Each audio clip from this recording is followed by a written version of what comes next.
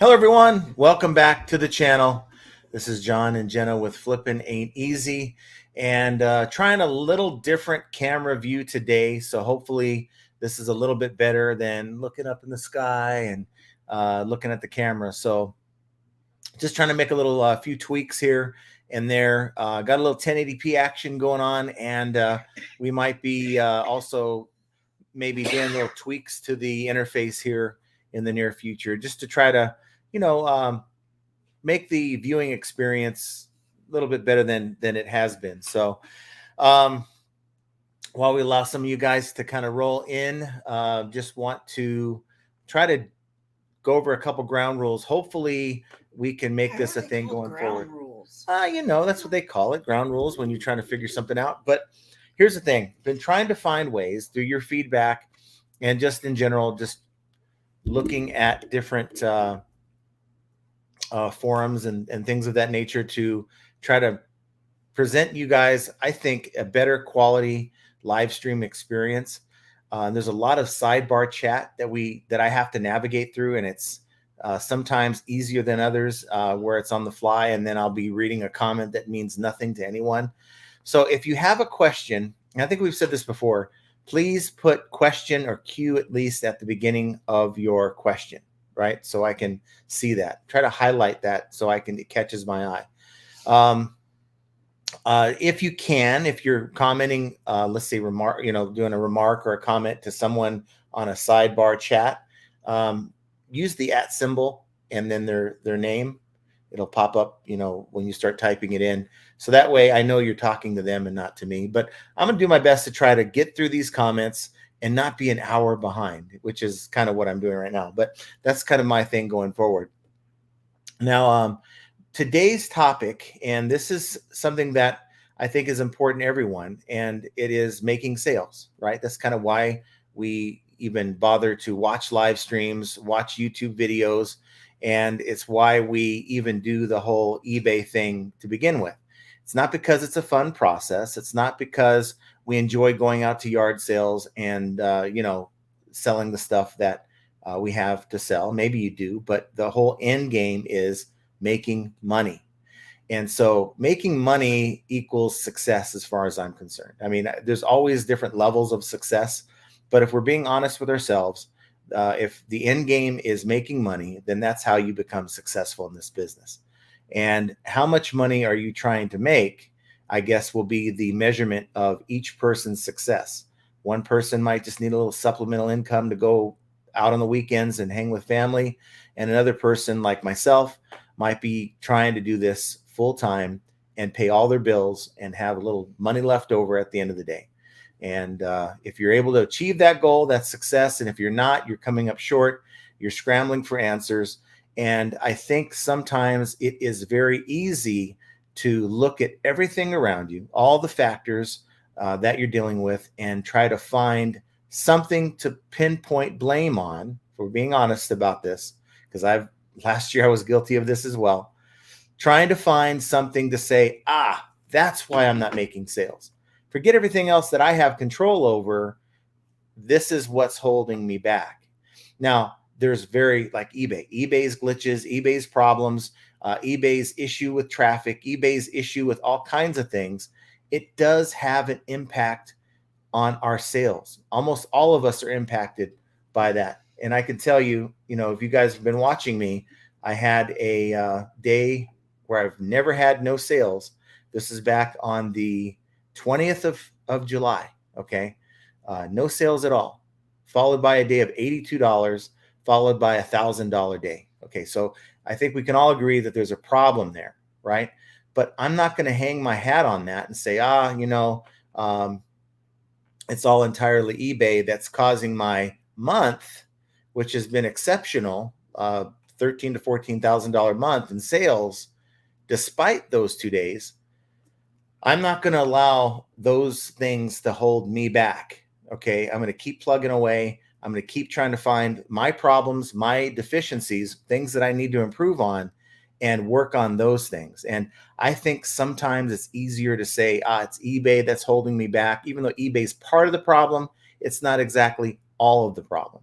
So the question that I posed to you guys today this evening, this afternoon, is if you're taking an honest look in the mirror, what can you do better with your business? What is holding you back? We're getting through the summer months here, about another month of this, and we'll be focusing hopefully on Q4 and getting our accounts in order so that we can really kill Q4. That's the whole point of really having this discussion, is to try to help each and every one of you guys find that thing that's holding you back. So in the comments, please take an honest evaluation of your own success, because I think sometimes it's easier to have this conversation when you find yourself in a place of success, like I can say that I am right now, looking back, seeing where I was, and then saying, this is what's working for me. That's why my message has been pretty much the same over the last few months, because I feel strongly, guys, that what held me back was my sourcing, and I kept trying to do the same thing over and over again, kept trying to make what I thought, which was liquidation, work, because it worked in 2019, 2020 so good, and it just really stopped for me. It kind of dried up. And I had no other answers. I had no other experience. And yeah, I'm still dealing with a little different level of liquidation, but not with pallets, not buying those anymore, because had I continued down that road, I'd been bankrupt by now. So that's where I'm at, guys. And I just want to know where you're at. So very short. What we could do, it would be a cool thing, I think, is in the chat, do one thing, list one thing that you're doing right, and then list one thing that you could improve. We can all take note. Because look, what works for me may not work for you. Your issue, you might have plenty of stuff to buy, but the problem is motivation to list. You have a garage full of stuff that you just can't get up in the morning and start listing. The idea of doing that is, you'd rather do something else. I get it. But I think too many people look at this job, and this is a job, of course you run your own business, but it's a job that we do to make this income. I think too many of us get comfortable that, okay, there's no boss down my throat. This is on my own time, and therefore, I can do this tonight, or I could do this tomorrow. You kick the can down the road, and eventually you hardly get anything listed. And of course, you can't make money that way. So motivation is a big part of a lot of people's problem. But I think you cannot fix something that you don't acknowledge. So if you don't know, well, if you don't convince yourself that there is an issue somewhere, then it's always going to be the fault of something else. And so, again, I'm speaking to the masses. There's some of you guys that just have it knocked out the park, don't have to change anything. And there's some that really need to take a look at what you're doing and what can you do better to get to that place. We have Brian H. in the house. Thanks for being here, Brian. The Thrifty Loon says, hey to the FAE family. PTS Treasures. And we have Andy Reno from Indiana. Debbie Hopper, hello from, I guess that's West New York, right? And then, Prosser's here with us. Thanks for being here. Back. And Callie Debs, hello, John and Jenna in chat. Hope you all are doing well. Yes. Let's see. Flippin' Con Marco says, hey, John and Jenna and the rest, or Jenna and John, the rest of the FAE fam. Hope everyone had an awesome, good weekend. And then we have Biscuit Butt Archie. Haven't heard from him in a hot minute, so I don't know what he's up to, but thanks for being here. Again. Yeah. Well, ever since he started getting into the YouTube groove, he really, just been doing his own thing. So Jerry Johnson says, hi, everyone. Thanks for being here, Jerry. And then Victor Wawiorka says, hey, John and Jen and all the FAE groupies. I don't know about all that, but, we're here to, I guess, build each other up. I think that's hopefully the goal here. If someone Motivation Monday. If someone can leave here with just one thing that like the light bulb goes off, or just one thing they want to just do differently as a result of the community, forget me up here talking, as a result of someone in the chat, maybe putting out a great idea, or maybe answering someone's question, then hey, I think we've met our objective here. Or a tip you can offer, Yeah. that works for you. And then Jackie Bleckner says, hi, John and Jenna and everyone. And then Dixie Flipper says, hi, John and Jenna. Just working on some listings this weekend. Was slow for me, but not letting it get me down. Doing wants in my control.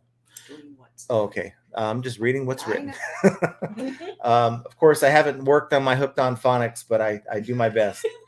So as far as my sales, I got to say my weekend was fairly good. I had about a $1,500 weekend. Again, I count Friday, Saturday, and Sunday as a weekend. I get most of my sales like Friday evening, and that's about, I'd say, on par with a solid weekend. And then, you kind of rely on the rest of the week. You're going to have 1 or 2 days during the week that just aren't where you want it to be. But this last week has been pretty solid, so I can't complain. Let's see. Ed, the reselling writer, says 7 sales on eBay, 2 on Grailed, 1 on Mercari, 2 on Poshmark. Hey, John and Jenna, hope your weekend was good as mine. Now, I'm glad you pointed that out, Ed, because 7 sales on eBay, 2 on Grailed, 1 on Mercari, 2 on Poshmark. Okay. So you just almost doubled your sales by cross-posting the same merchandise from eBay. And I'm assuming you've cross-posted. You're using the other company. That's fine. Doesn't matter what brand you use. You're utilizing the tools to get your stuff over in front of other people's eyes. And so you've increased your sales by about 40%. If my math is close, because I'm not doing math today. And that's awesome. Who wouldn't want to see a 40% increase in sales? And you would only have 7 sales on eBay for the most part. Maybe one of those items would have sold on eBay. But 7 or 8 sales versus 12, because you took a few moments. And the process is usually very quick with those tools. Doesn't take you nearly as long to list cross post than it does to the initial listing. So I said yes, of course I cross posted. Yeah, I'm pretty sure he did. But some people don't. Some people don't want to bother with these tools, and it becomes too much of a problem. And I would think it is. If I had to open up, I have 2 monitors, not everyone does, but if I have to open up eBay on this side, Mercari on this side, and then, copied, I don't even know how I'd do it. It would be kind of a pain in the butt. You'd have to take all your photos, copy, and then save them onto your hard drive, and then go find them again and upload them to the Mercari listing. It would take you really a long time. A long process. So no matter what tool you use, guys, get cross-posting. As Ed showed you right there, it is worth the while. Mark Suddick says, hi all. I hope everyone had a great weekend. Can't see the emoji, but I hope you guys all had a great weekend too. I had a pretty good weekend sales-wise. I can't say it was a great weekend. Do I take that 30? Yeah, it's California. Someone sent me an offer for one of these. As you can see, the pile is going down of these football cases. So we're getting down to the nitty-gritty on that. So yeah, always good to have that play while we're doing the live stream, the little cha-ching. And while we're at it, hit the like button, guys. Within 24 hours, I just don't know how it works, but within 24 hours, you're going to get a sale just like that one. Into the universe. That's right.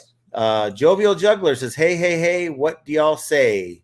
And it is Happy National Simplify Your Life Week. Oh, thank you, God. Now, simplify your life. I mean, what would simplify your eBay business? What would make that easier for you? Maybe that's the step that you need to take. That's a pretty good segue, though.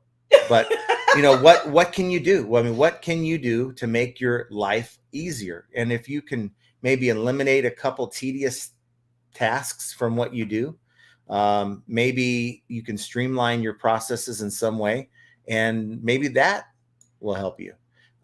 Joe Simard says, howdy. Thanks for being here, Joe. And then our buddy Kevin Hawthorne from Lakeland, Florida. Thanks for being here.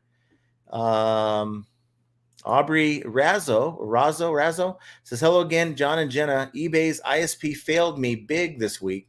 2 different support agents gave my buyer bad info about an error they'd received, claiming that I don't ship to the UK.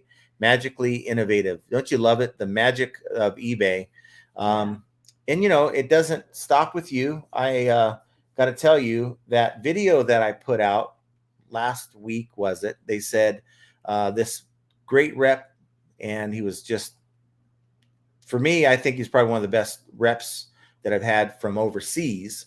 Said, "Oh, don't worry, you did nothing wrong. We're going to take care of, we're going to remove that negative feedback by Sunday." Well, it's Monday now, it's still there. So I'm not chasing it. I haven't called eBay, but it just goes to show that, they could put a happy, smiley face on it. They can make it seem like, hey, I don't care what experience you've had with other agents. I'm different. And then D-Day comes and nothing happens. It's like crickets. So it is what it is on that. Flippin' Con Marco says, wow, y'all now broadcasting in HD. So I'm glad that you guys have noticed that. 1080p. I did select the trial, on this StreamYard, because I wanted to see how it was going to work. 90, I don't want to be in HD. 90%, I'm going to transition over to this, because we're going to have, you see the little duck at the top corner? That's going to be gone. We're going to try to customize this whole thing, so it'll be unique to the channel. So something I like being my creative side, likes getting here and tinkering with stuff. So You have a creative side. I do have a creative side. Yeah, you just got to look for it. Debbie Hopper, says hello from West New York. Art Betzold says hello, everyone. Millie Vega, hello, everyone. Thanks for being here. We got our buddy Mike Camparelli. Says hi, John and Jenna, and all you crazy flippers. Made some nice pickups at the garage sales this weekend. I think he went to the 127. Hope everyone has some good sales going on. So, Mike, I'm curious. I would love to go to that. Yeah, it sounds like really fun. Yeah. Of course, you're not going to hit. There's no way possible on earth you're going to hit all the yard sales, because the 127, I think, it goes from Michigan to Alabama or something like that. But just to go and maybe meet some friends and go to a centralized location and plan out your time. Yeah, that'd be so fun. Curious though, Mike, how you did? Did you like fly into a certain location? I'm sure you flew, but if you didn't, yeah, he likes to fly. Where's it run? Went from Michigan down to Alabama. So yeah, of course so he flew. maybe you're looking at where are the cheaper flights going into, and then work it around that. I don't think I would go up into Michigan. I think I would go in the middle. Yeah, but I think the key is to go to an area that most people aren't thinking about. True. And you'll have less competition. But one of these days, we're going to get out to do that. That just seems like something I want to at least try once. Well, when we go to Cincinnati in September, we're going to do a couple of yard sales out there if we can.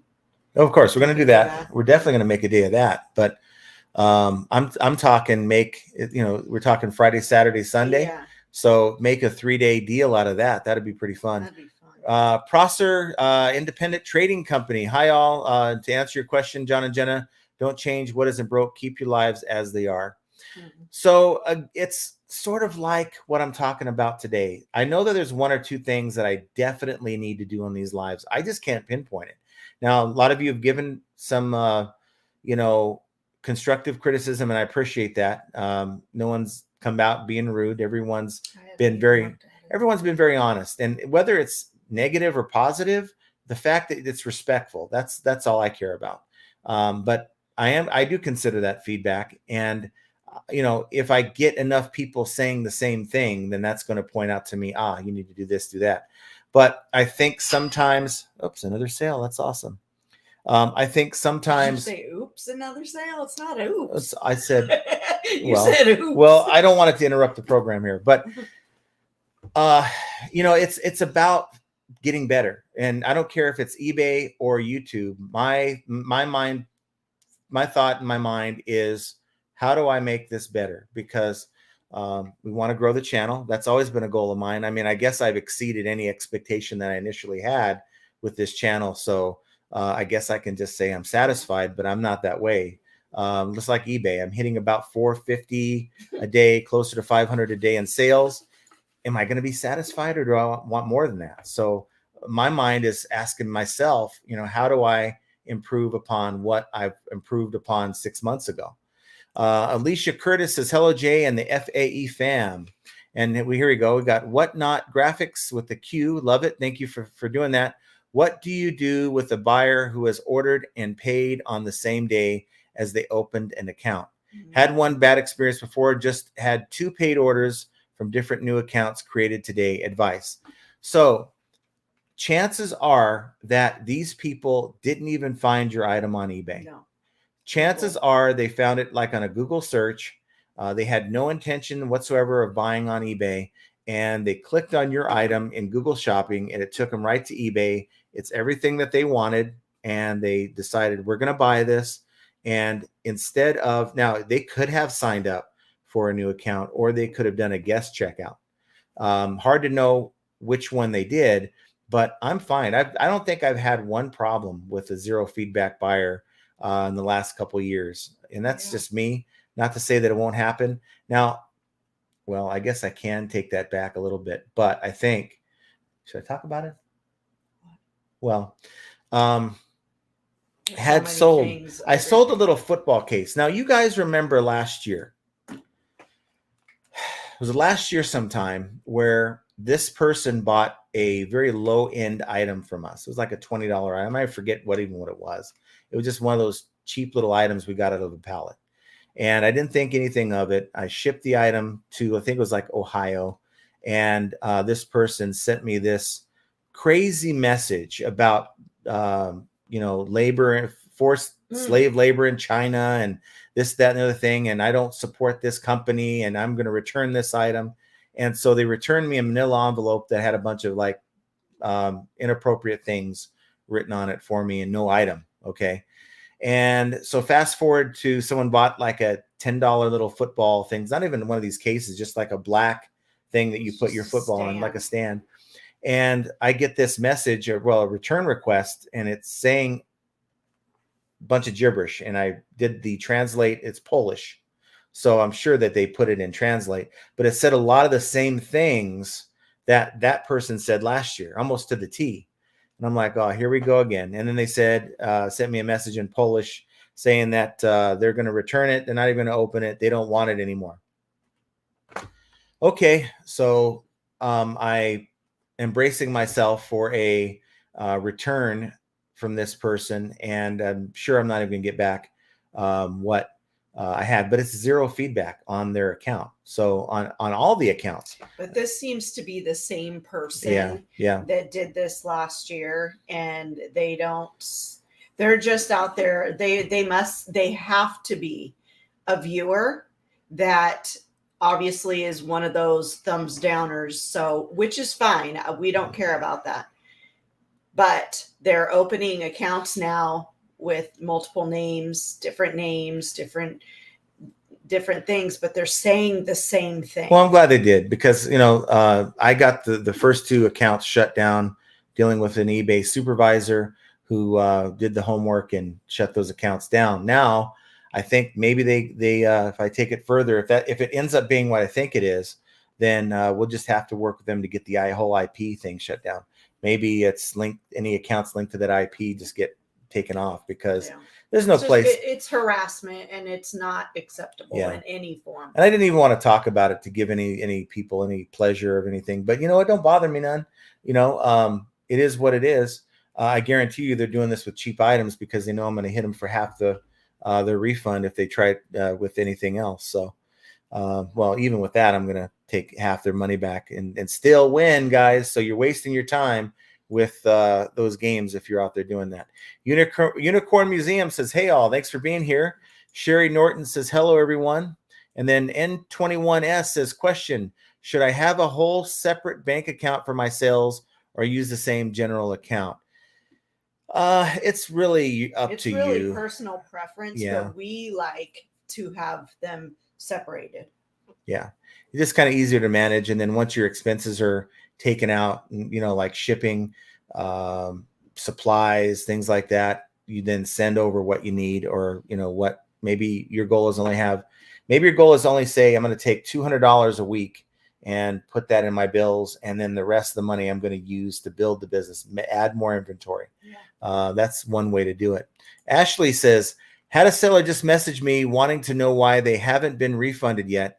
They purchased their own UPS overnight label. Why I have no earthly idea. Okay.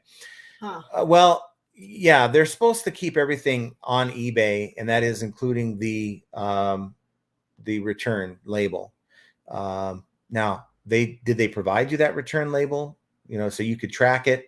Did they upload it? Well, I guess they didn't upload it to eBay, but that's on them. Especially if you haven't received it, you can let them know I haven't received it. Now, if they provide you the tracking number, maybe check to see what it shows. Maybe they sent it to the wrong address, right?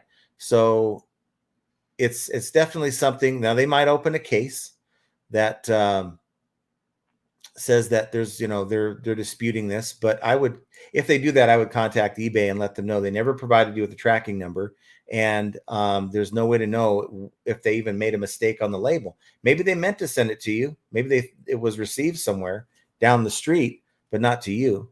Yeah. Ping says, hi, hello, John and Jenna and the chat. Thanks for being here, Ping. Alicia Curtis says, oops, let me start that again. Hello, John and Jenna and all the FA fam. Been a bit since I could make it. Glad to be here finally. Well, thank you for being here, Alicia. And Devon's here. And also Ed says, I'm holding myself back, but not in the way you think. Want to spend more time with my daughter, but I have to resell too to survive the economy. I'm in a predicament. Right. So yeah, the last thing you want to be is that guy. I think you have a 9 to 5 as well, and then you do eBay on the side. Maybe I'm wrong, but you got to spend some time with family. The kids got to know who you are when they turn 18. So it's not just when they turn 18. Well, once they become an adult, they're like, I know I have a dad here somewhere, but I just don't recognize him here in this crowd of people. So it's good to spend time with your family, because I'm a firm believer you make the biggest impression on them when they're young, and then that carries over with them when they're older. But at the same time, you've got to figure out how you're to make the money. So what can you do, Ed, to change that circumstance? Is it the things that you're selling? Because I think we've talked about this before. Are you analyzing your cost of goods versus what you're getting for those items, the shoes, the clothes? So comparative from your cost of goods to what you're selling that item for, is that enough money? So maybe it's time to look into finding items that have a higher, and I talk about this all the time, and it's not the end all be all only way to make money on eBay, but I can only tell you from my experience what works for me. And I've got another situation to tell you about here in a minute. So what works for me is finding stuff. I mean, I sell random stuff that cost me $2 that the market says, at least from the sold comps, I'm getting like $60, $70, $80, $90, $100. Uh-oh, this person again. I do not like that sound. Well, you don't like that sound because that is the sound of a buyer replying to your message. And all right, I guess I'll tell you this story here. I sold a wall heater. Okay, one of the random items. I don't think it's so random, but it only was about a $5 or $6 item that I picked it up for. And upon inspection, because we open these things up, we inspect it, everything looked great. Looked like they bought it and just returned it. They they had the packet of they look like clips, but they're not quite clips. They have like these screw-on plastic things, maybe to help mount the heater to the wall, and then the accessory plug that came packaged separately from it. So I was feeling very good about the sale. I think we made like $70 on it plus shipping. And this guy gets it and says, hey, you sent this thing and there are no clips. Well, I've never sold one of these before. And when I took it out of the box, it was intact, didn't have a need for a clip. So my response was, well, I'm not familiar with clips for this unit. Yeah, they keep sending me messages. So is this that same person?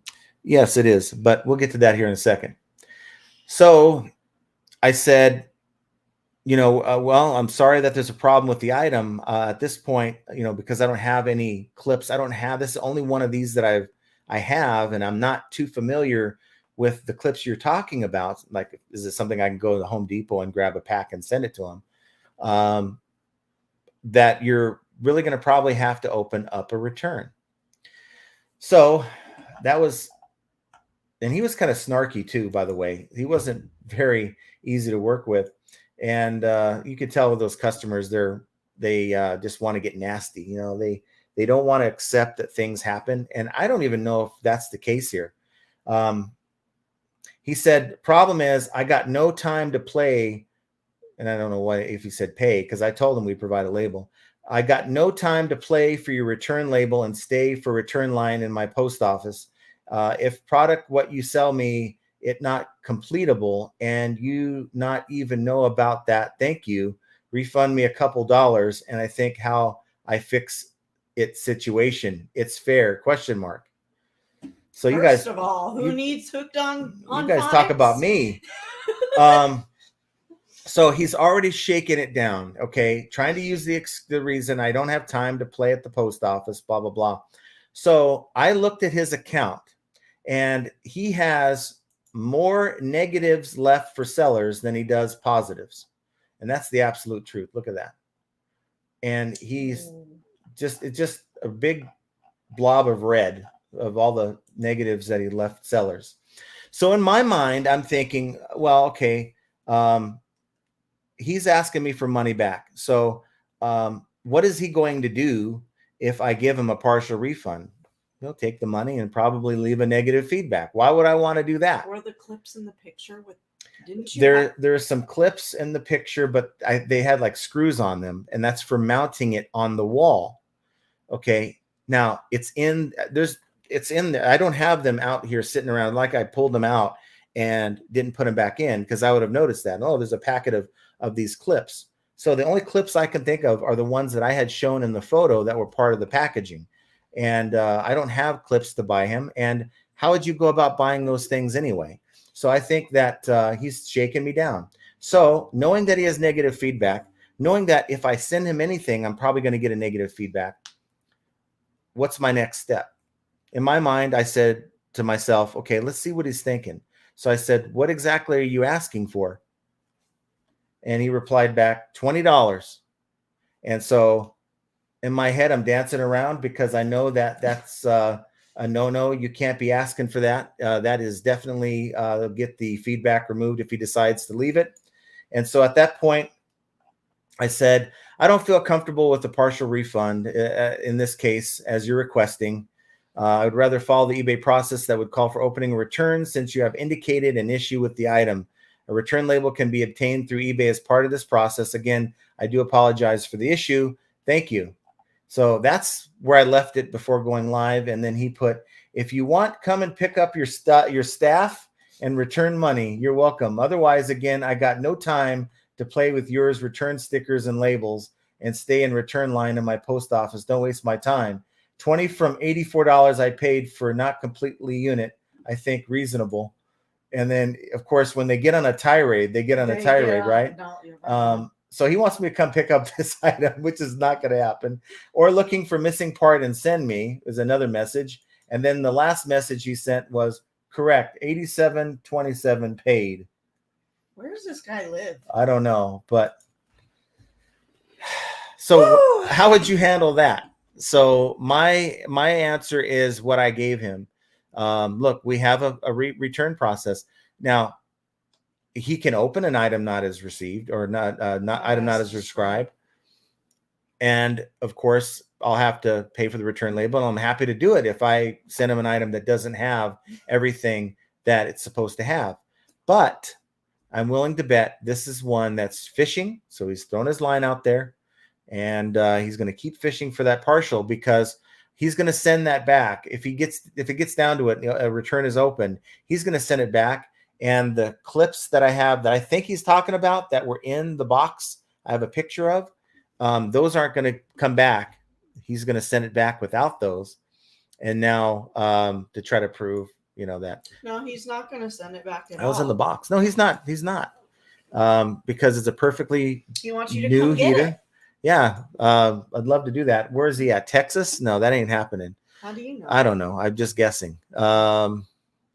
So let's see. Want to know what you guys think about that. Now, Simplify says up and I'm not making much for sales as I'm still not working and dealing with back issues, but slowly getting back to the swing of things. So that's that's another thing that can really impact you, right? That we're talking your health, family issues, just the time and health, and that really can impact any plans that you have. So feeling you on that. Hopefully you get better. Yeah, that really sucks, but I can't give you anything that's going to make you feel better, unfortunately. Curious Collection says list daily, buy less. Yeah, I mean, now if you can get a good deal on stuff, with especially right now, I think between now and October, maybe even into November, I think you should be buying as much as you can, because we should be kind of gearing up for Q4, and that means inventory. Because what I've noticed is that, and I hope it's not the case for me this year, is when I'm buying stuff just to resell, as we get closer to Q4, the stuff starts drying up. It starts becoming less and less obtainable. So what you can buy now, even if it means maybe it feels like you're, dealing with a death pile situation, it might be beneficial to stock up now so that when things are harder to come by, you're not in a crunch of being able to find this inventory. And another thing, it's harder right now for those of us in Vegas or the southwestern part of the United States, where temperatures are like 110 degrees. People are having fewer and fewer yard sales. So while the rest of the country this is probably prime yard sale season, beautiful weather, lots of yard sales like the 127 that a lot of you just visited. Well, last weekend it was only like 10 yard sales. I don't even know, the weekend before that, I didn't even look. 11. That's not enough, guys. Especially you're talking about a metro area that's like 30 miles. Yeah, exactly. Around this, there's over 4 million people just in Las Vegas that live here. And so, and we're all condensed in the in this valley. And so 11 yard sales in that perimeter of space is not very good. But 11 yard sales with all the resellers in that $4 million, for a 4 million person population. Yeah. And what kind of stuff do you think is going to be available to you when you pull up? Probably not. It's going to be picked through pretty good. So, you're now dealing with. I would rather wait till the fall when it cools down and there's a lot more to make it worth the while of going out. Larry Todd's in the house. Silver Hair Stacker says listing is holding me back. I don't like it. That's me. So why? What that's the question. I'm not good at it. But you don't get good at something unless you get. I spend too much time researching. But when you first rode a bike as a kid, I didn't have to do any research. No, but were you good at it? Did you fall off a couple times? Did you have to have the training wheels on? No, I know my dad wouldn't allow training wheels. Okay, that's a different issue. For the rest of us, anything that in your life, let's just look at a new job. The first time you stepped foot at a new job, how comfortable were you? How fast were you? It wasn't until you had plenty of experience, repetitions, figuring out, learning from other people, the shortcuts, before you got really comfortable with it. So yes, it's a job, guys. This is the bottom line. There's things that have to be done. That's why a lot of people don't do it like their own accounting, like the smaller sellers. They just have no idea what their margins are because it's just monotonous. It's not fun, right? It's fun to go out and buy stuff at yard sales. It's fun to do all that stuff, but then you get it home and now you're looking at it. So I don't know. I just think that we have to do a mind over matter. There's certain aspects of this job that I don't like, but guess what? I'm grinding and we're doing it. A lot of those heavy things, I look at it and I'm like, God, I don't want to mess with that. But at the end of the day, I'm messing with it because I have to get those things listed. Devon says, promoted all day, all my listings and listening more every day. I can't even see. Sending offers every day. So that's the way to do it. Just, keep grinding, keep getting your listings out there. Derek says blank sales, doing Uber too. Yeah. So that's a way to supplement, slow sales. We know a lot of people who do that. Yeah. my son has a channel talking about the gig work thing, and that's under Miller Time, one word, if you want to check that out. But yeah, you got to find ways to pay the bills. This isn't fun time. We're talking about eBay. I mean, I guess for some people, they enjoy doing the whole thing, but there's certain things that, heck, some days I get up and I'm like, I'm not in the mood to mess with those big boxes today. Just randomness. Some days I'm not. A lot of it has to do with the heat. I mean, Yes. the summer Majorly. really just wipes you out here. It's so hot and dry. I mean, yes, of course, we chose to live here. We choose to live here. We put up with it, but it's the worst time of the year. And, we look forward to October, November, when it starts to cool down, because it's the best time of year. But the heat just really drains you, and you try to work through it, and it's tough. Now, we don't endorse this activity on this channel, but Picky Ricky has a tip. I listed like crazy when I smoked weed. Now, since I quit, it's harder to list. Wow. I wouldn't get a darn thing done. How accurate are those listings, I wonder? Yeah, I wonder what the verbiage looked like in that. It was a lot like that. Maybe this guy who's returning this item doesn't want to return the item, has been smoking a little weed. Anyway, PTS Treasure says, I list daily. I need to improve my inventory, sourcing, buying better. Yes, I like that. I think that's the answer for most people. I mean, I think, buying better. Buying better is the answer for most people. Now, the solution isn't easy for everyone. I know that. I know that you get a lot of people saying, I just don't have the same opportunities that you do. And you're probably right. But how hard have you looked? How many options have you exhausted? Have you called all your liquidation companies in your town? Have you been to all the thrift stores? Or maybe she lives in a rural area and she can't. Yeah. And sometimes we're trying to make a business work that just isn't conducive to your situation. And that's really hard, right? So I don't have all the answers. I really don't. I mean, I barely have one for myself that I was able to find after a year of searching, but I didn't give up, after a month of saying, all I can get are these liquidation boxes, these random Amazon return pallets, and said, that's all I'm going to do in my life. No, it's like, this isn't working. It's getting worse. It's getting harder to sell this kind of stuff. So I've got to get out here and look for other opportunities.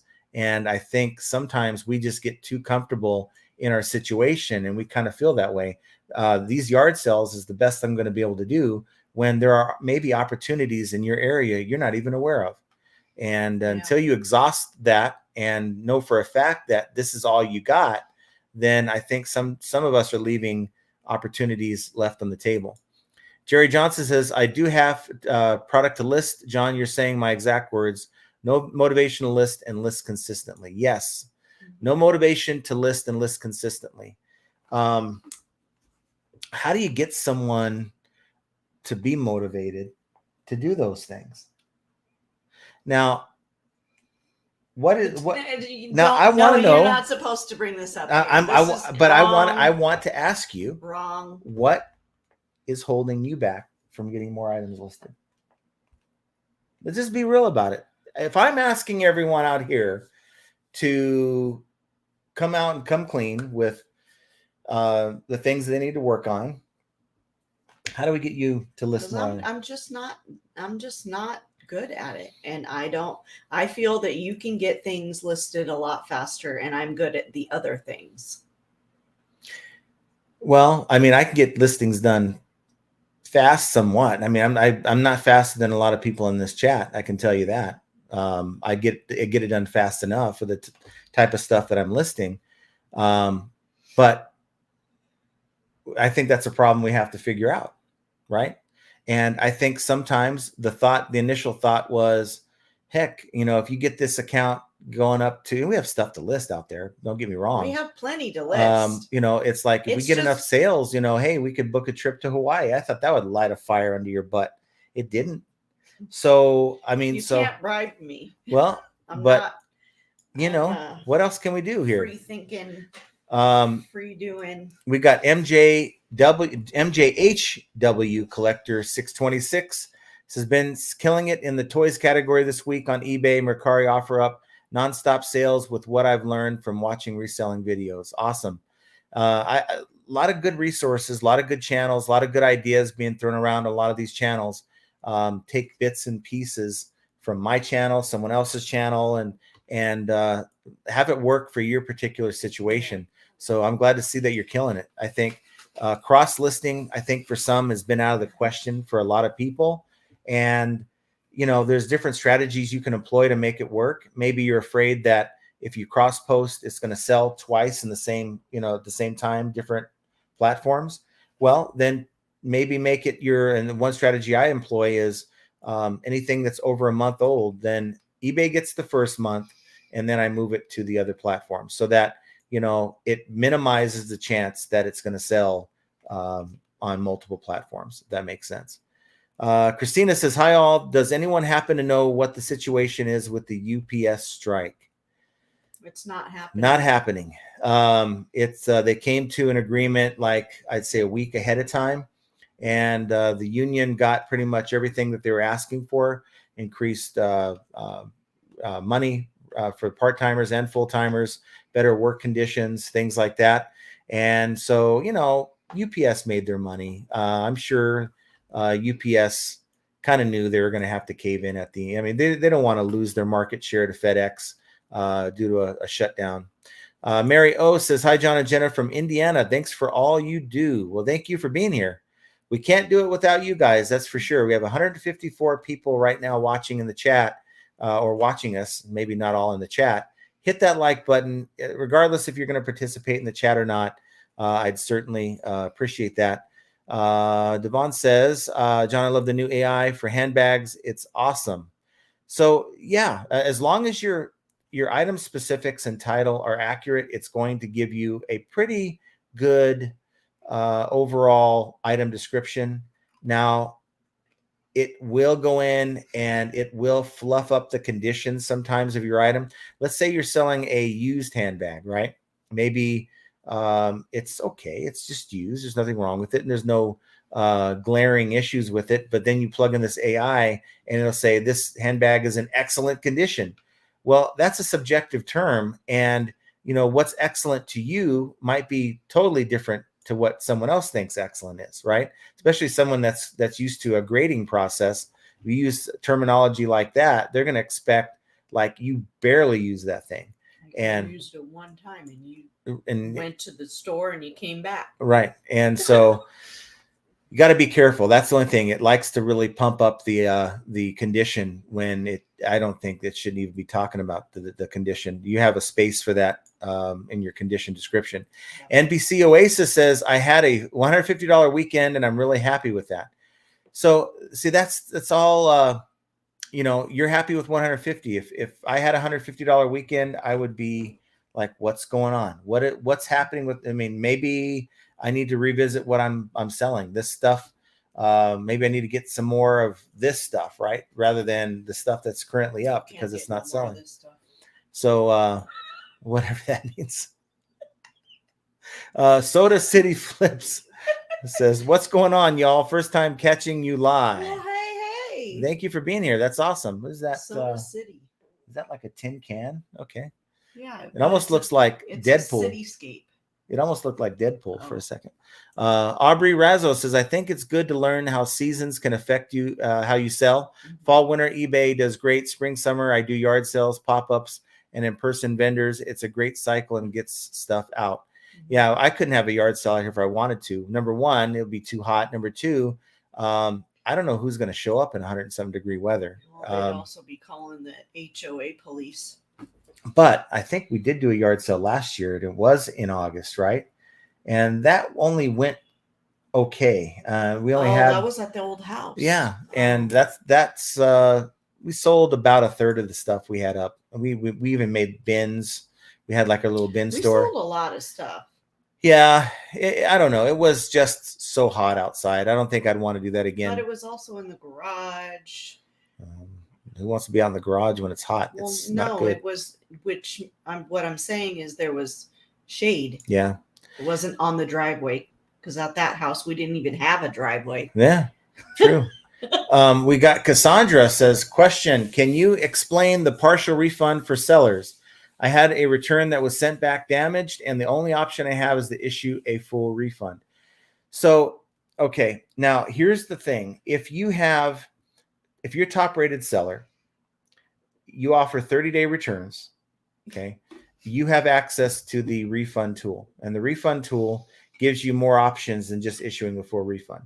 If you're not a top rated seller and you have 30-day free returns, it also opens you up for the refund tool. Now, if you don't qualify for the refund tool, you're not going to have access to it, and you're going to have to issue a full refund. But if you get the refund tool, you're going to get a spot that says edit the amount.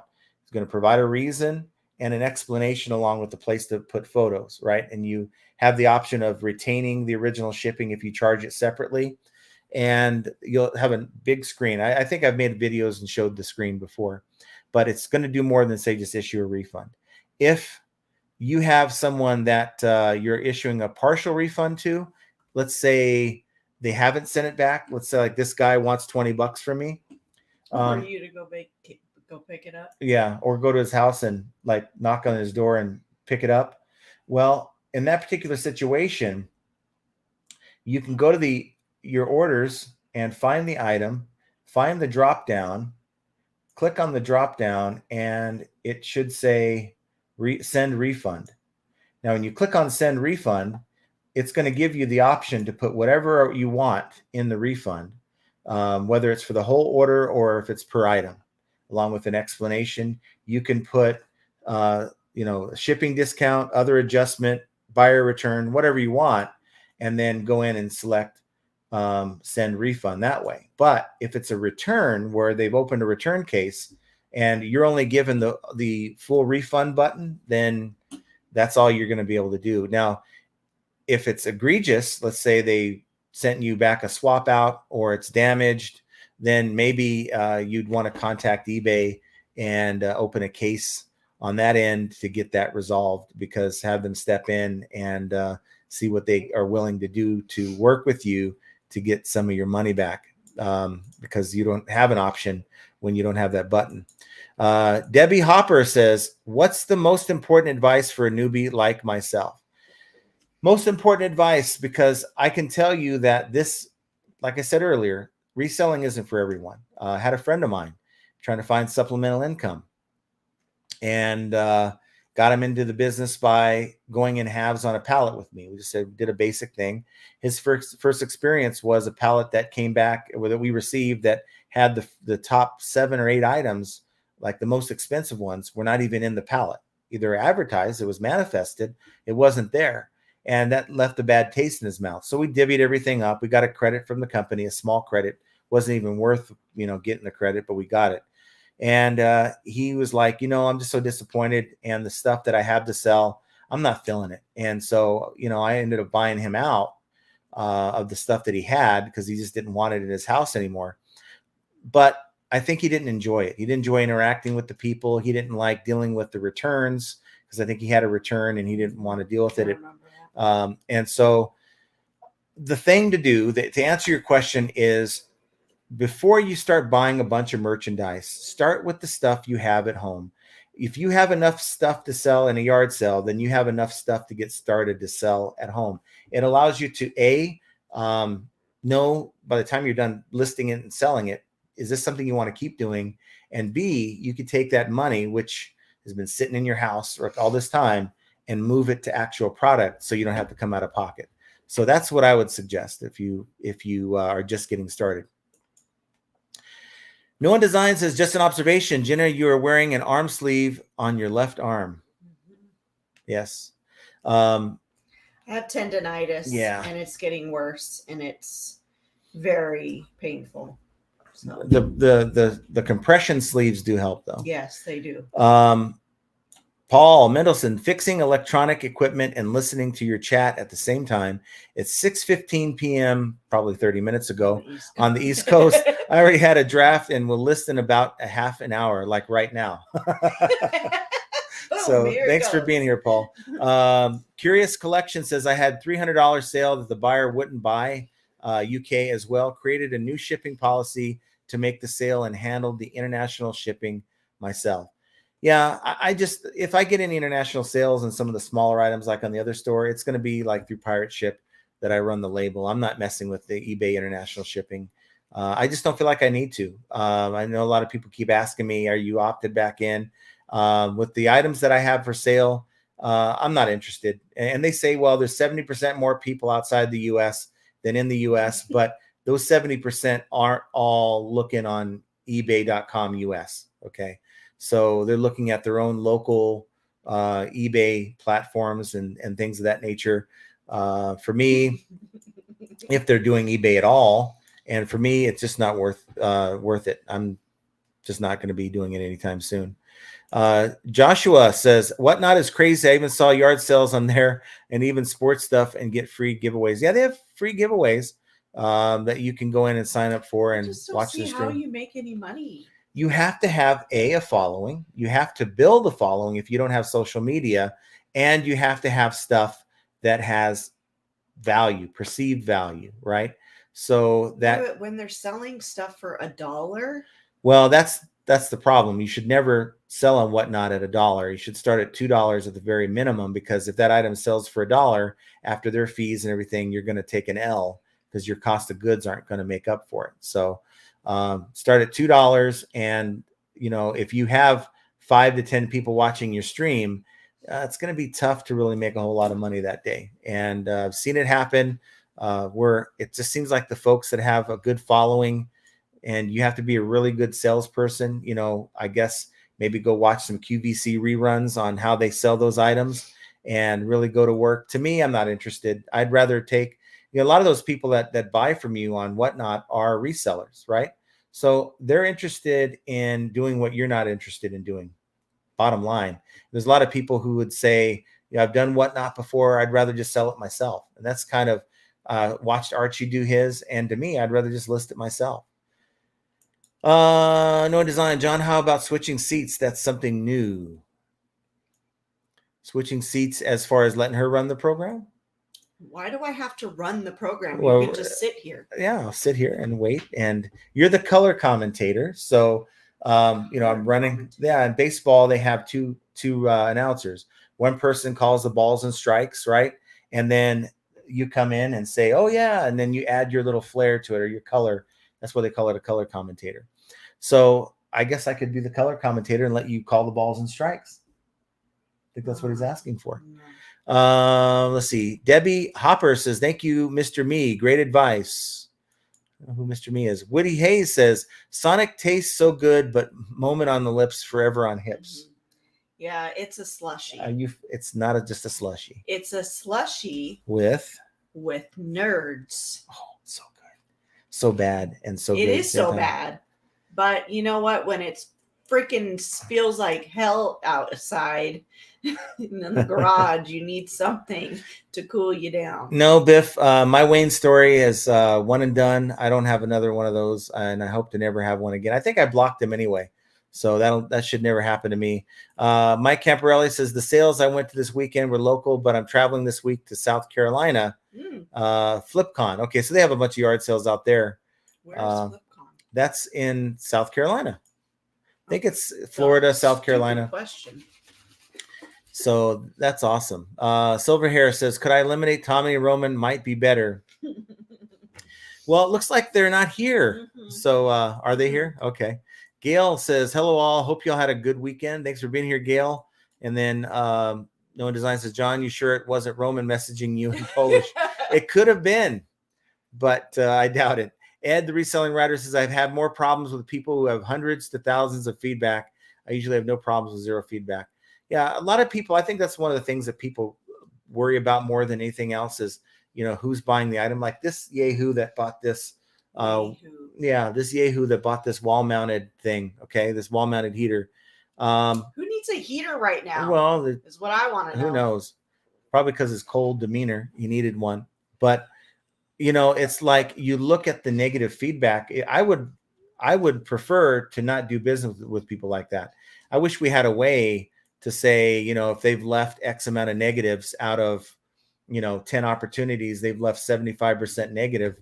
Let those people shop somewhere else. Do you know what I'm getting a little nervous for? What's that? The FedEx guy hasn't come yet. Oh no, that's no good.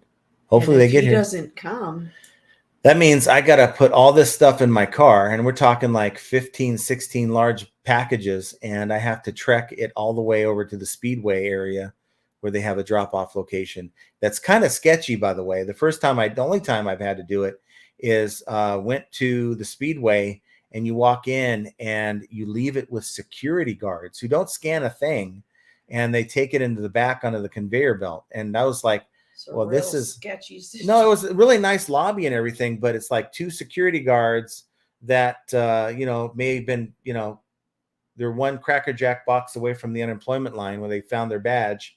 They decided to be a security guard, and now they're holding my items, and who knows what they're gonna. It might be up on Mercari tomorrow. No accountability, no one scanning it, and I was like really kind of freaking out about it. But they got scanned that night on time, so I really don't have to go through that again, but may have to if they don't show up. Well, I'm watching the time. Well, I have till 6:30, I think, to get those there. Yeah, but not for you, USPS. Well, yeah, USPS. I know they haven't come either. And they always seem to come like around the same time, like within minutes. Well, last Monday she didn't show up. Yeah, and it may not happen again today. She knows we have a lot of packages on Monday. Debbie says separate accounts. Glenda Bivens says, hi, John and Jenna, plus all the great FAE peeps. I learned so much from y'all. Well, thank you for being here. We love you, Glenda. Biff is getting momentum on his Etsy store. Wouldn't have even opened it if eBay hadn't glitched during April through July, but it gave you an opportunity. Yeah, it opened your eyes a little bit to it. We have Sylvia's in the house. Thanks for being here, Sylvia. Hi, Sylvia. Ashley says, sorry, there was a typo in my initial question. I'm the seller. The buyer overnighted the return instead of using provided label. I think when he answered it, though, he in his mind thought that you were the buyer. Yeah. And that you were the seller. Yeah. But that's bad on them for doing it because, again, you could be a dishonest seller and never refund it because that initial label is going to be unused. But I would do the right thing and just go ahead and inspect it, make sure it's fine, and then offer them a refund. Masters Maniac Mexico. I am subscribed for a while, but this is my first comment. Thanks for the constant motivation you guys put out and the constant learning I enjoy. Truth, you and your experiences. Saludos desde Mexico. I think I butchered the heck out of that, but thanks for being here with us. I appreciate it. Don't be a stranger on that than you do on the English. I know. Ed, the reselling writer, says I'm from 4 a.m. to 1 p.m. then work on reselling. Yeah, that's a rough one. That's tough. Kim says, hi, everybody. Driving to Florida from Michigan. Nice to have the live to keep company. Just listening, though. Oh, well, that's a long drive. Keep your eyes on the road. Yes, stay focused. Mike focused. From LA says, hi, do I need some form of reseller certificate or LLC to buy liquidation or wholesale items for resale in California? No, but some places will require you to have a seller certificate at the very least. You can go online. There's like $15 to get a reseller certificate. The cool thing about having a reseller certificate is you're not the end user when you buy these items. You can go to like Ross, believe it or not. You go to Ross or places like that, and you talk to the manager. You have this form that you can download that has all your information on it. The manager goes in there and signs it, and they keep that on file, and they give you a tax exemption, and you basically aren't paying taxes like someone would just do if they're walking in and doing like regular retail arbitrage. But also when you're buying these liquidation pallets, they're not charging you taxes because they have your certificate on file. So I've never had to have, I don't have an LLC. I've never had to have any kind of license other than that. Let's see if we can get to some people here. We got Mr. Me. A lot of times people still small stuff they need and return it, then resellers sell it to them. Yeah. That sounds like Amazon. CM Retro Gaming. Where are my clips? Answer me. You type that one. messages for coming through. And then Mr. Me says, where the clips in the pictures. So there's something that resembles a clip. So if we're looking at the item in question, about the 6th or 7th photo, because I have a lot of photos in my listings, it shows like this packet. And in the packet, trying to get to it real quick so I can refer to it. In the packet, it's like these plastic clips that have, they're like these plastic clips that screw into like the wall. And it's just, I would say that those are for mounting because I'm just trying to make heads or tails. But I know that this thing is like brand new. It is brand new. It's not been unwrapped. No. I mean, obviously the box is opened. Yeah. But everything is still sealed in its original manufacturing plastic. Yeah. So I think I'm going to fire off this photo to this guy and say, these are the only things that were in this box. We have no reason to take them out at all, but I'm sure he's going to just keep trying to get that $20 or whatever. He might come back and say, give me 10. I'm not going to do it. Cassandra says, can I have this buyer's name to block him? What a headache. I'm not going to do that just yet. I used to do the block list thing where I'd celebrate bad buyers by, coming out and throwing them out there for everyone to see. But I think a lot of people kind of got PO'd about that. And, we're not trying to upset people here. We're just trying to share information. But guy has 513 feedback. I mean, you can always go to my store. That's the way to do it. Go to Value Trend store, look at my solds, and find the wall-mounted heater. That's the guy to block. No Bullsh says, seems like the fools who listed to buy on Craigslist have moved over to eBay. Yeah, that's what I said. You said listed to buy. I said used to buy. Yokov, Ben says, block him. It'll stop the messages. Then the only way for him to deal with you would be through the return. I think at this point I will, because, the fact that he's putting out there, here's the amount I need, if he decides to leave a negative, I just go to the form and I'll have it removed in 8 hours. No Bullshit says, I put up an auction 2 days ago for an iPhone, which is worth close to $200. This fool offered me $100 or sell it right now when it is an auction. Please. People are idiots. Wow. Yeah. People play on other people's desperation too. So maybe you're that seller that really could use the money right now and don't want to wait for the chance that it could be, $200. Right. And or like, wow, I'll take that. I need to pay my whatever. Right. CM Retro says, do you guys do daily payouts? I do weekly on Tuesdays and it's worked out pretty good. The funds are in my account by Thursdays. Usually we do the weekly payouts. We used to do daily, and it just kind of, I like seeing the larger number. Mess of for him when he's doing all the accounting. Yeah. I just like to see the larger numbers too. It's like, wow, I mean, I got a $2,000 payout this week, that type of thing. It's kind of cool to see and easier to manage. One number to figure out, taxes and, what are you going to hold back from taxes and stuff like that. But I can see how that can hurt some people because maybe someone's at the door. So I could see how that can hurt some people in the sense that, let's say you're getting like $100, right? And it's what you made for the week. eBay likes to pay you, and then they like to charge, let's say you use UPS or FedEx labels through eBay labels. They like to charge for that after the money's already gone out of the account. And now you got to hope you get some sales to cover that.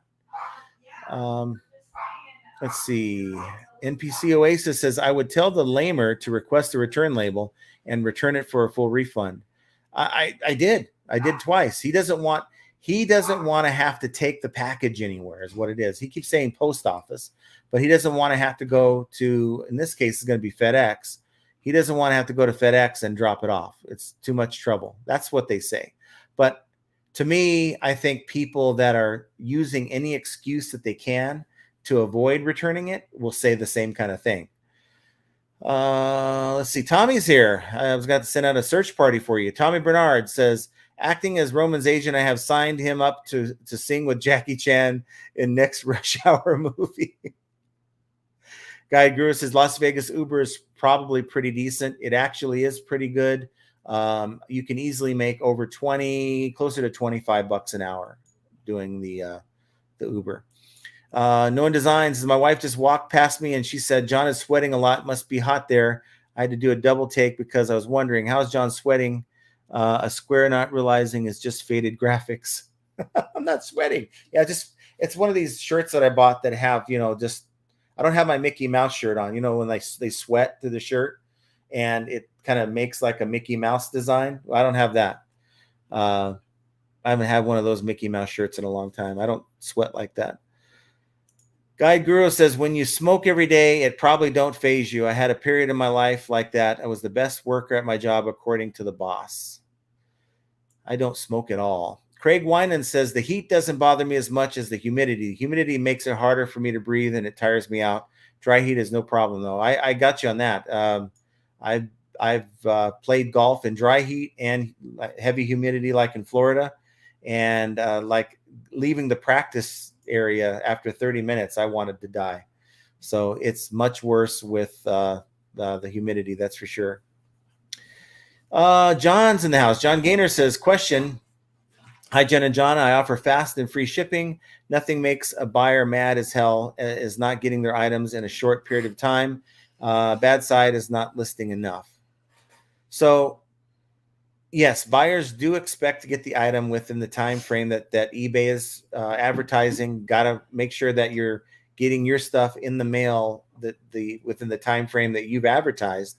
But listing enough, I think, is probably up there with sourcing. We talk about what we source, but it doesn't matter. You source good. You have good stuff to list, and you're not listing enough. Well, you're not going to make a whole lot if you're not listing a whole lot. Let's see. Tommy says, you can't make people be motivated. They are wired that way. You have it or you don't. Either you have it or you don't. I must not have it. You got to get it. Find it. Not for listing. I can do everything else. Well, that's the trick, isn't it? CM Retro Gaming says, I list every day. If I get a lot of video games, I create the listing for cheaper games, put it in my draft section, then I make one active each day. I also try to send an offer every day. And then I list the more expensive stuff right away, though. And I think that's a good thing, too. You get a haul of items. You could be tempted to say, well, let me just list just a variety of the stuff that I picked up. And then the good stuff may be somewhere buried in that pile. I think you wanted to get the good stuff up right away and get a lot of your the money that you put into that back by having the good stuff up.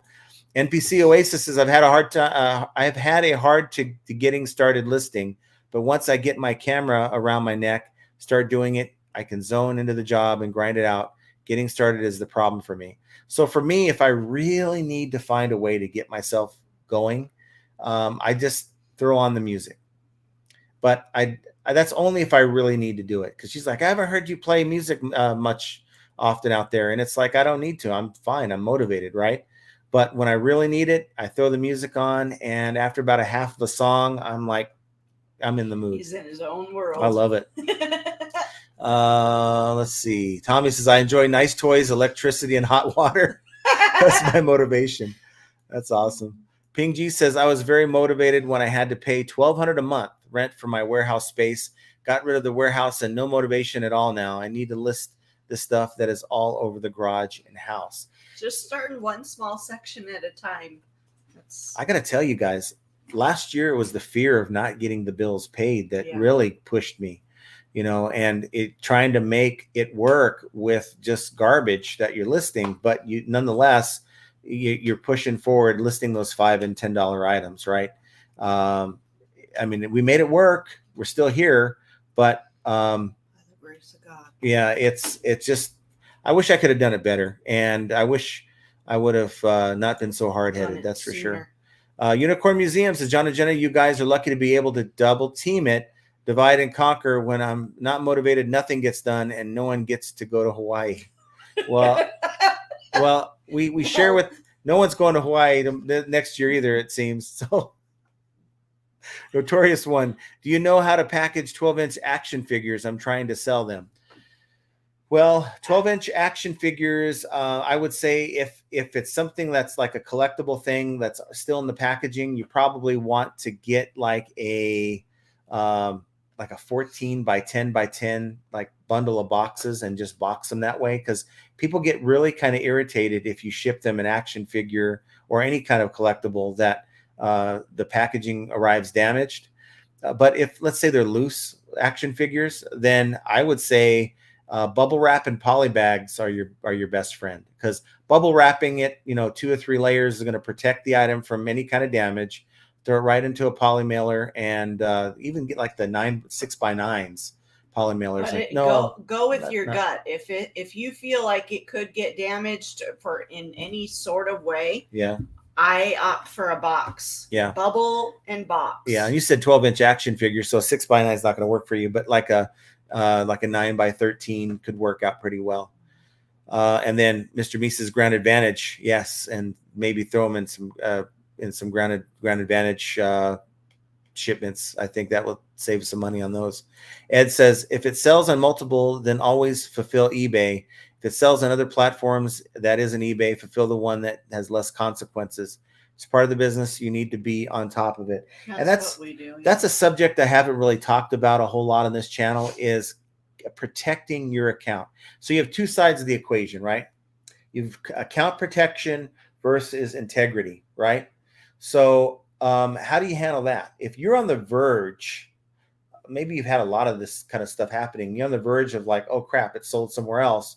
What do you do? I mean, you can't fulfill the order for both Mercari and eBay, right? Yeah. Mercari might have sold before eBay, but you cancel Mercari, nothing's going to happen to you. Now, right. If you cancel on eBay, that's a defect, and enough of those will get you in trouble. I always opt for protecting the eBay first, no matter what. Right. I mean, if it just so happens that 2 pairs of shoes sell at the same, relatively same time, then I will protect eBay before I will protect any of the other ones. Yeah. eBay is the bread and butter, right? You want to protect that, and nobody else is going to protect you but yourself. Mm-hmm. Okay. eBay ain't going to say, oh yeah, you meant well, we'll just forgive you. They're not going to do that at all. And these sites, if you do it enough times, like Mercari will do it, Poshmark eventually will do it, but I don't think they're anywhere near as punitive. And I think you have quite a few chances with Mercari and Poshmark where you do it enough times based on how much you've sold, it can really come back to bite you in the butt. Yeah. And I think everything you do, this is kind of the way I've felt just from previous experience, just my own personal experience. Anything that you do that has a negative connotation on your account, a cancellation, even a negative feedback, even though it's not as punitive as it once was, I really think the algorithm considers that into your account health. Now, will that stop all sales? No, but there's been times where something's happened to my account, and for like hours, like 8 to 10 hours, ain't nothing happening on my account. So it's just weird that way. Like I commented on another video, somebody, one of the channels did a myths and something, things that go around the community, the reselling community. And I feel that every aspect of eBay it plays a role in the, your health of your store. What are you smiling at? And just the comments. I'm looking at the comments. I'm listening. Plays a role in everything that is good or bad with your store. So you have bad pictures, that's a huge role. You have bad descriptions, that's a huge role. So the more things that you can control on your end is going to make your account healthy to withstand something such as a return or a negative. If you're getting a negative all the time, there's a problem. But if you're only getting a negative because it's, the buyer's mental issue, then that's not in your fault. That's not your fault, and you don't have control over that. Yeah. And we have Florida Dad Vader. Thanks for all the info you provide. Well, no, thank you for being here. And then Florida Dad Vader. Yeah. And then Anytime Picker says, I hit the like button and got a subscriber. Sweet. That was me, Roman. You needed that. That was me. I've been on the fence to subscribe to you for a long time. I finally did. Mike Camparelli says, my strong points are sourcing and organization. Weak point is prioritizing tasks. I'll spend an hour organizing boxes when I should be listing instead. Right. Yeah, I have that issue too. Yeah. And it happens, for me, it's just with the channel. I get sidetracked very easily. Yes. And I will veer off the road. I'll start laundry, or I'll do dishes, or I'll go and do shipping. Shipping usually is not ever an issue because that's done something. We do that in the morning, or I do that in the morning, but when it comes to everything else, I get sidetracked. This is something that I failed to learn in my last job, if I'm being honest with everyone, and that is fighting fires. Not talking about actual fires with putting out I'm not talking about that, but it's called fighting fires. It's things that come up. Mm-hmm. So I get phone calls from friends. Archie, you're guilty on that too if you're out there watching. But I'll get phone calls from other friends. I've got at least half dozen friends from California, and get phone calls from them, right? So I'm not going to be rude. I'm going to say, hey, what do you need? And, talk to them and see what's going on. And then I'll get like this Yahoo with the heater. I'm in the middle of something, and I'll get that notification saying you got a message, or another buyer who has a message. Things like that will come up. And so I'm constantly, or I get a return request. So I go in and find out what the return request is. So I get things that constantly take me from the task at hand. So I find myself leaving like the area where I'm taking photos. I put everything down and I'm going in to fight this fire. Or, could be a lot of different things going on. She might need my help. Or it's your wife asking to get boxes down from the top rack. Yeah. So it's various things, fighting fires. And I think there's a fine line. I just haven't found it, where you continue with the task at hand and then handle the fire, maybe a couple minutes later than you normally would. Yeah. Maybe and something like that. Sometimes the fire, which seems like a little teeny tiny burn, that's exactly what it is, but you spend so much time making it out to be a bigger fire than it really is. I think the deal with your arm, the compression sleeve you have, that's from smacking the F out of John when she finds a 40-pound item on the top shelf. So if you guys watch the video that I put out about a week ago that kind of talks about how I have my setup and everything, you guys know that the reason why I put those heavy items on the top shelf is because the clearance, if I put it down on one of the lower shelves, the box won't even fit. So that's the only place. I'd be tripping over it because I'm short. I'm only 5'2", so I can walk underneath those items, and they can clear the garage door when it has to be open. So this is yes, I'm still going to bitch and moan about it. So this is a sidebar convo. I don't have the initial statement from Debbie, but Unicorn Museum says, Debbie, accept that you will make mistakes. I think everyone should accept that, and that you will figure it out after a while. Shipping used to be excruciating for me. Kept getting it wrong. Now I can eyeball a lot of things. Yes. Yeah. Now I kind of write down like little notes. Here they are. Write a little notes. I meant to talk about this before, but since we're talking about shipping, okay. Poshmark. Anybody out there selling on Poshmark? Oh God, this is. Okay, here's the deal. With Poshmark, they provide you a 5-pound label. Okay, you can pay more to get up to a 10-pound label. Let's say if someone wants to bundle a bunch of things, right? But use the free USPS priority mail supplies before anything else, before your own boxes, before your own poly bags, because it's free. Your supplies cost you money. They're giving you a priority mail label, and that stuff can be obtained through the post office for free. So use those supplies. And I think that was the thing that Jenna was getting kind of confused about, because she would bring me these poly mailers or our own boxes, and I'm all, this is Poshmark, this is priority mail, always priority mail. And I find myself repackaging sometimes in the box. If it's in the poly mailer, I'd rather have it go in the box. It's not going to cost me anything more. Yeah, but it's now more you're protection. cutting it open and you're just ruining and wasting the I'm poly. wasting the poly, but I'm giving the item more protection at no additional cost. See, boxes are heavier than poly bags, and they help you save money when you're buying the label. But when the label's already purchased and they give you up to 5 pounds, use the free box supplies that you get at USPS. Now, here's the thing, guys. I'm a big stickler about my hats, okay? I do not like hats that are crushed. So I will not buy a hat that has like, it's like I'll push down here and it looks all funky like that. I just ruined my hat. But it looks like that. Those are the worst hats. I will never wear a hat that has funkiness on it. Like a painter's hat that's caved in the front. Like this is my hat, right? I'm ruining my hat. But you guys know what I'm talking about. I do not like smashed hats when I'm buying a hat. I will not buy it. And so when you're shipping a hat, make sure you're putting it in a box, like an 8x6x4 box will work, because you can kind of fold the back part in.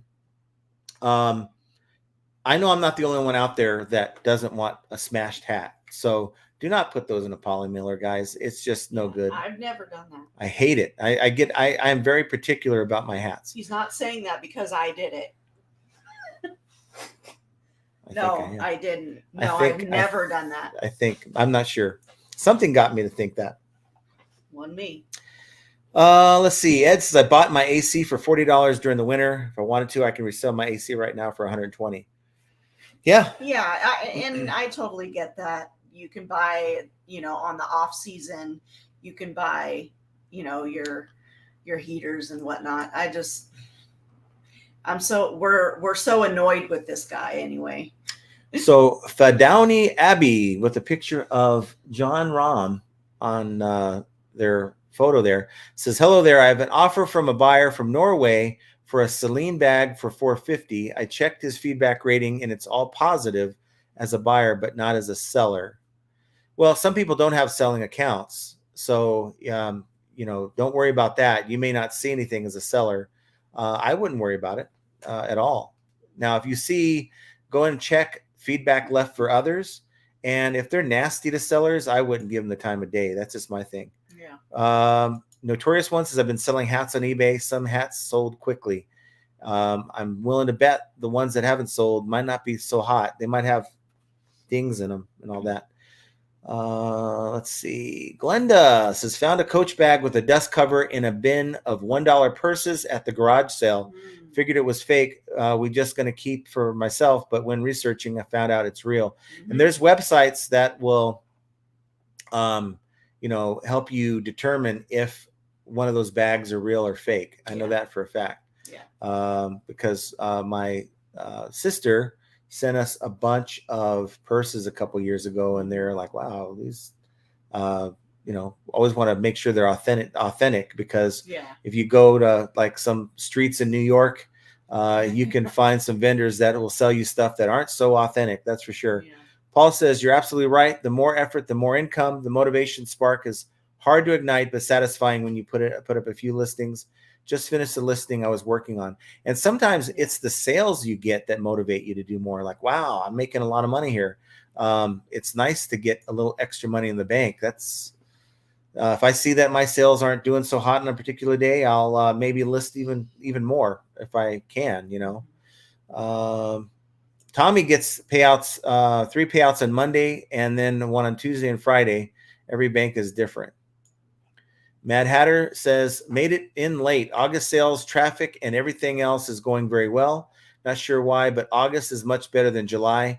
Whether it's eBay or just people shopping more, something is working. Now, I think that a lot of people are saying or noticing that since the traffic has been changed, where we're getting less impressions. So if you go to your traffic, since around the 16th or 17th of July, the impressions are down, but so I'm down 10.3% impressions, but the page views are up. Okay, the page views are up, and people are noticing that they're getting more sales.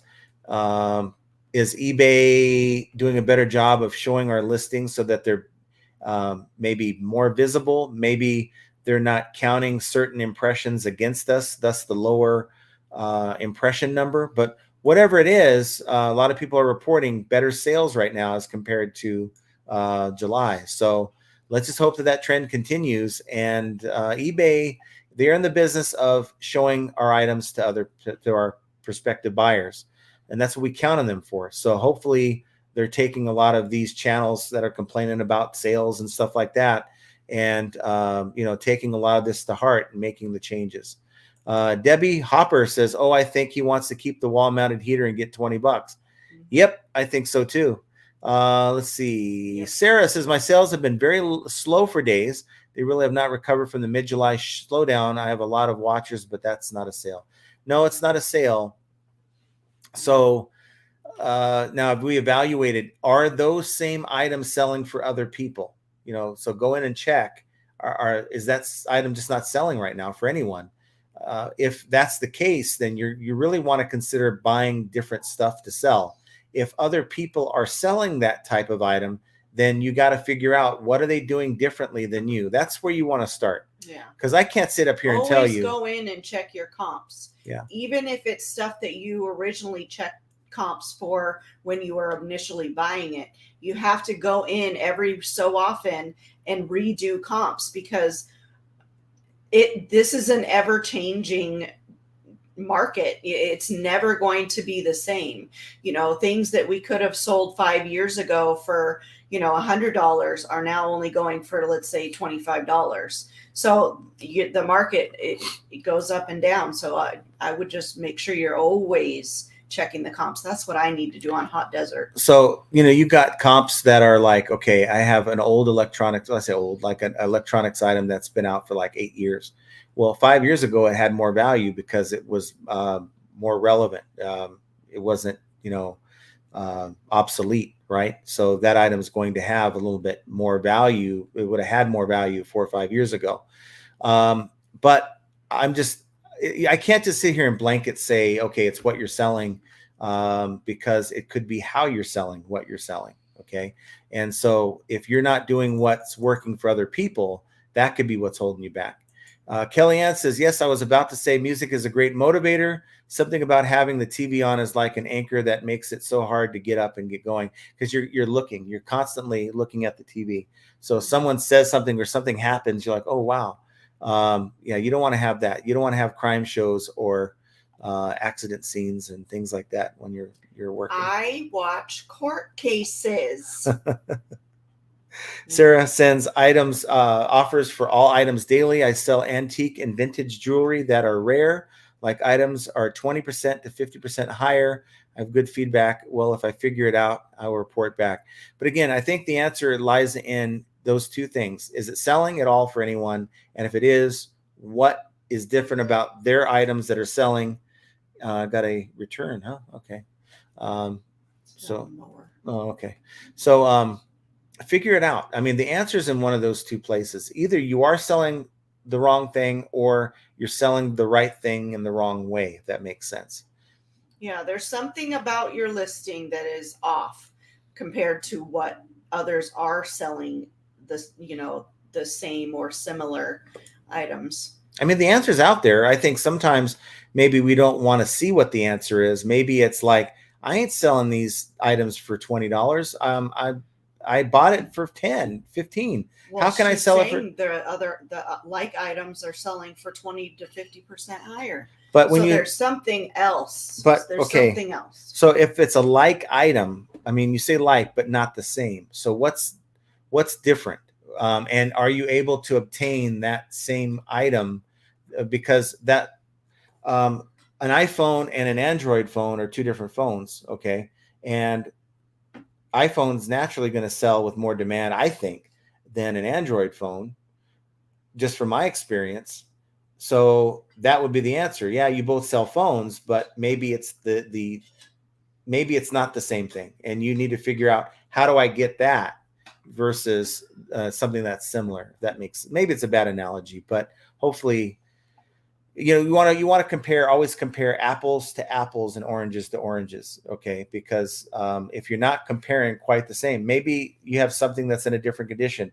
You're comparing maybe something that's selling brand new versus something that's used. You're always going to have a difference in price that way. I'm not saying that's what you're doing, but a lot of other sellers. She said one of a kind or rare. So I guess too rare. Yeah. And then you got to figure out what the price is. Maybe that's the right price, but you don't have the right buyer. Maybe you have to wait for the unicorn buyer, the one of a kind buyer that's going to come by and grab it. And maybe that's the problem. The Thrifty Loon says, I'm sorry to hear that, Picky Ricky. I don't give up. Look, you look about my age. Picky Ricky having some issues. Thomas says, just blame. Well, a lot of people do blame eBay. I don't think Sarah's doing that here, but it's much easier than figuring out the problem. That's kind of what I said at the beginning. It's easy to blame eBay. It's easy to say that, look at all these things. It is eBay's fault. Well, individual issues are eBay's fault, right? But the last time I checked, there wasn't an outage on the site from April to July 16th. Okay. People were still making sales. I was still making sales. Tommy was still making sales. Why did that not kill his sales? Why did that not kill my sales?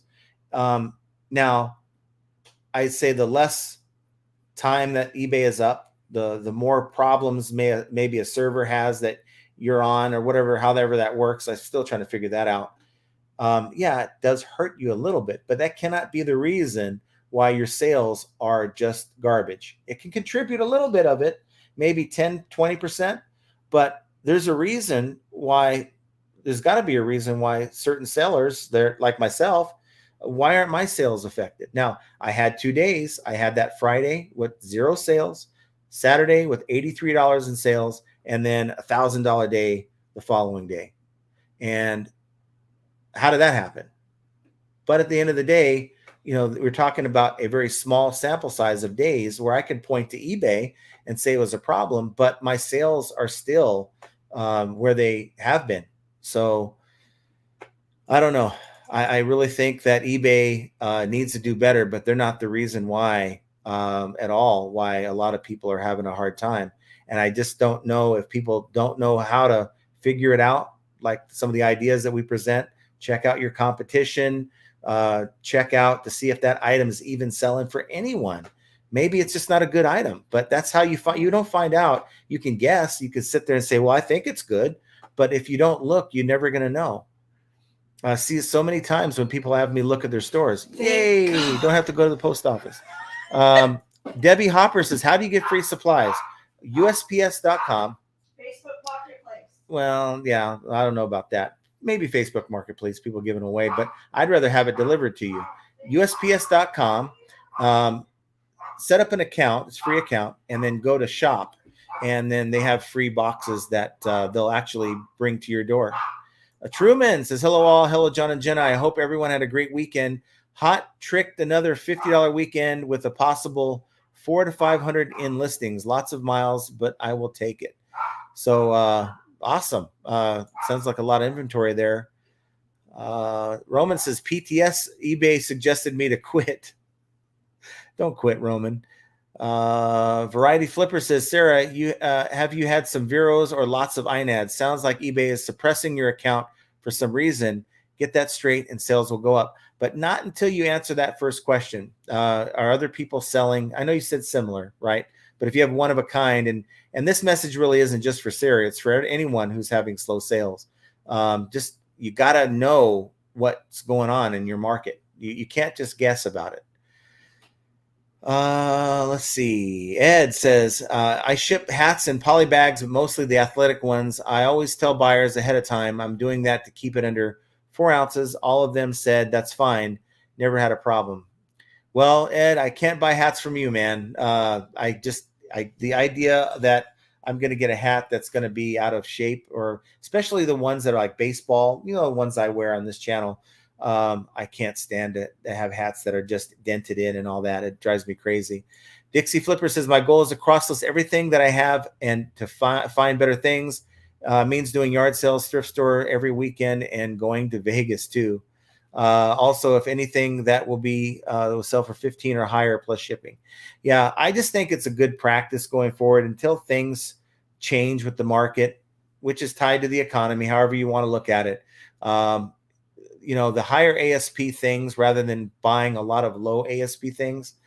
I just see so many people transitioning over to that, and it seems to be working. It's worked for me, but I'm just a small sample size myself. TikTok says, I picked up my 5,000 BTU window AC from the curb around the corner back in October. My electrician neighbor fixed it for free. Been using it all summer. That's the way to go right there. Got to take your neighbor out to lunch. John says, everyone remember that is the month that the kids start going back to school. It may hurt sales. I found this a slow month of the year for the last 20 years. Well, the end of June, July, and August have notoriously been slow for sales. I've been saying it, back when, I was selling diamonds, things like took a hit right in that period of time. And there's a lot of different factors involved there, but it's a thing, right? Maybe not for every niche. Like, for instance, right now is a good time. You're getting a lot of shoe sales right now because kids are getting back into school. We're selling probably more shoes now than we were, say, a month ago. And I think it's for that reason. And we're selling it on both eBay and Poshmark.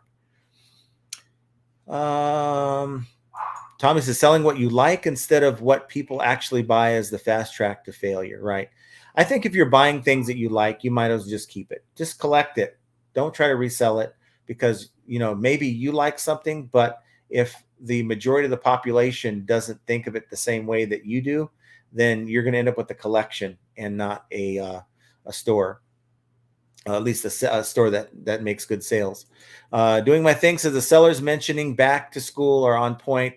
I've been running a 10% off sale for July and August. Sales aren't great, and sales will pick up once summer is over. I'm a firm believer in that, but I think right now through September is another spike for shoe sellers. I mean, Tommy could probably tell you, but from the research that I've done, someone made a report saying that the spring and the fall are really good times a year for those kind of things. Deborah JK says, I just want to let you know I've been watching you off and on for the last year. It's amazing how you went from 20 to 30 people on your live to 170 to 200. Kudos to you, my man. You are amazing. Well, thank you, Deborah. Awesome that you're part of the people, even though we don't have 170 quite. It's amazing to me. I remember when we hit 100 at one time and it was like, wow, we hit 100. Now that's kind of the average. We hit 150. It's just amazing to me. So thank you to each and every one of you guys that are here with us. That's awesome. Tommy says people buy all year round. eBay still sold $2 billion. That's with a B in quarter two. With all the YouTube crying, you would have thought the world was ending. Yeah. Piggy Ricky says it's all eBay's fault, ain't it? eBay is at fault for letting us be their beta testers. That's the biggest problem. Whenever you change something to a website and you make a change here, something over here is going to break, but you have to have a beta testing process. And it's obvious that eBay doesn't have that, where they go in and they upload whatever to their site, version 5, and then they work on version 6 while we're working on version 5, have a group of beta testers that will work on version 6 to report the kinks. And then when that's all done, upload it and replace version 5. But eBay doesn't do that.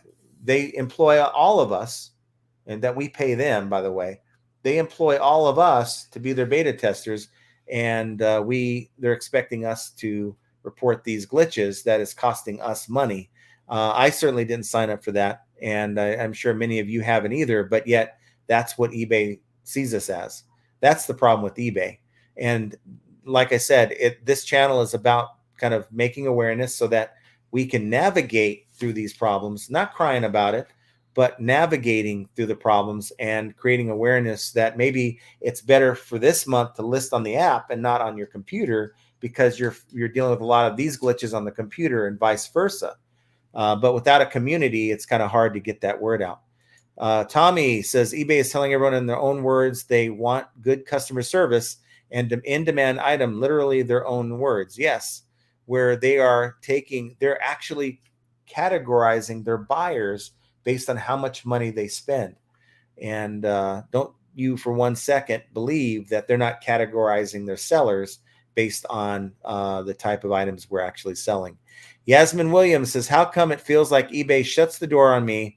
I get no sales for some days, then the faucet opens up and I get multiple sales all of a sudden. Anyone else? Well, I mean, it happened to me like that weekend I was telling you about. I had no reason. I listed each of the days.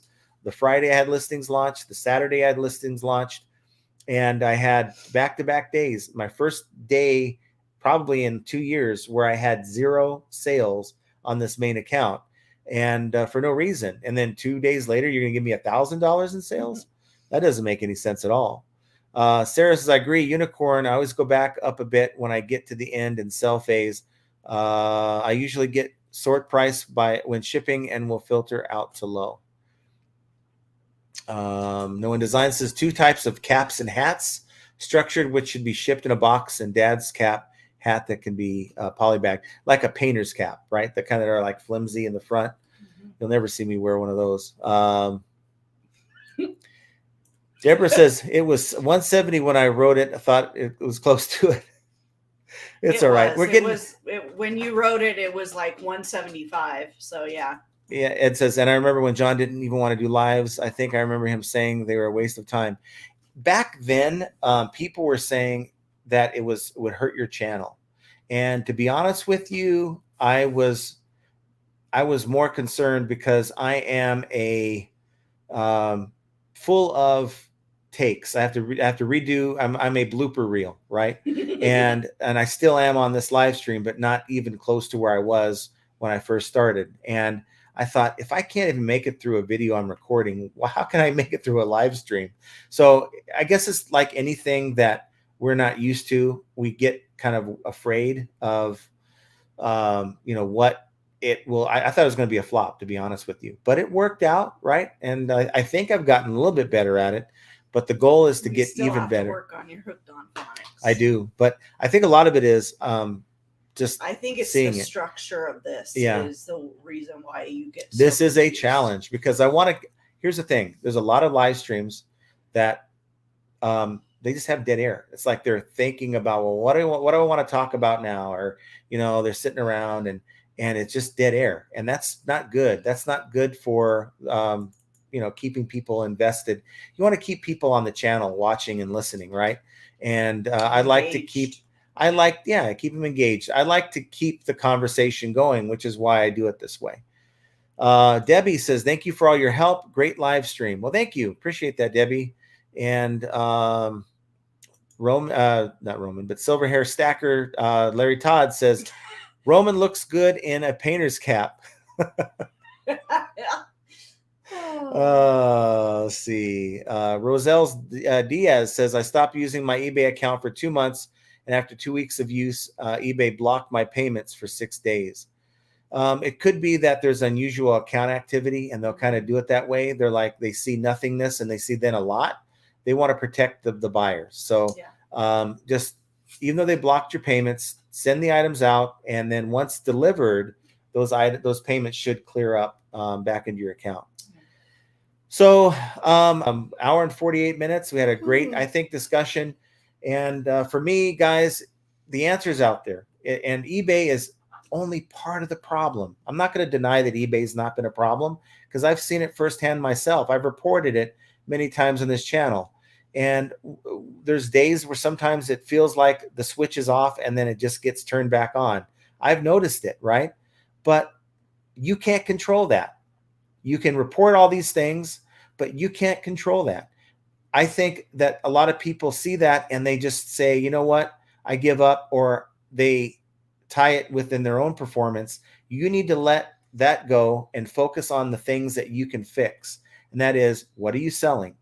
Maybe you're not getting a lot of sales. Well, have you done any research? What are your competition doing? Is this item even selling? Is this really a good item, or is it what I call a crap item? I mean, if you're not doing the research, you're never going to know. You checked 3 months ago. Maybe it was okay then. Maybe it's not now, but you're never going to know if you don't do the homework. So what are you doing to fix your situation? The answer's there. And for some, it could be motivation. It could be what you're selling. Yeah. And I guess this goes back to Sarah.